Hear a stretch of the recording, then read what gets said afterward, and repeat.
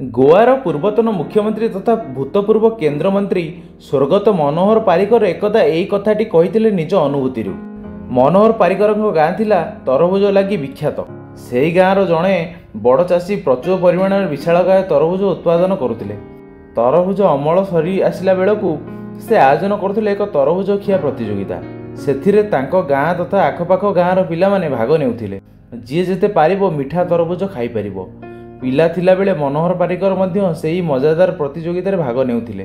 ପାରିକର ବଡ଼ ହେଲା ପରେ ମୁମ୍ବାଇ ଆଇଆଇଟିରେ ଇଞ୍ଜିନିୟରିଂ ପଢ଼ିଲେ ଏବଂ 6.5 ବର୍ଷ ପରେ ଗାଁକୁ ଫେରିଲେ। ସେ ଦେଖିଲେ ଯେ ଏବେ ଗାଁରେ ଆଉ ବଡ଼ ତରଭୁଜ ନାହିଁ, ଅମଳ ବି ଆଗ ଭଳି ହେଉନାହିଁ। ସେ ପଚାରି ବୁଝିଲେ ଯେ ତରଭୁଜ ଖିଆ ପ୍ରତିଯୋଗିତା ଚାଲିଛି, କିନ୍ତୁ ଏ ଭିତରେ ସେହି ଚାଷୀଙ୍କ ଚାଷବାସ ପୁଅ ଉତ୍ତରାଧିକାରୀ ସୂତ୍ରରେ ନେଇ ସମ୍ଭାଳୁଛି।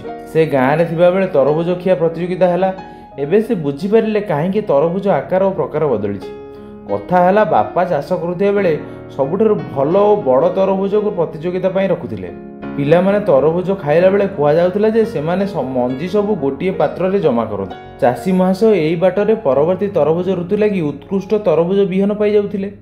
କିନ୍ତୁ ପୁଅ କାରବାର ସମ୍ଭାଳିବା ପରେ ବାପାଙ୍କ ଏହି ବୁଦ୍ଧିକୁ ଜାଣିପାରିନଥିଲା। ସେ ବଜାରରେ ଅଧିକ ପଇସା ପାଇବା ଆଶାରେ ବଡ଼ ତରଭୁଜ ବିକ୍ରି କରିଦେଉଥିଲା ଏବଂ ଛୋଟ ତରଭୁଜକୁ ପ୍ରତିଯୋଗିତା ଲାଗି ରଖୁଥିଲା। ସେଥିରୁ ଯେଉଁ ବିହନ ମିଳୁଥିଲା ତାର ଫଳ ଥିଲା ଛୋଟ ତରଭୁଜ।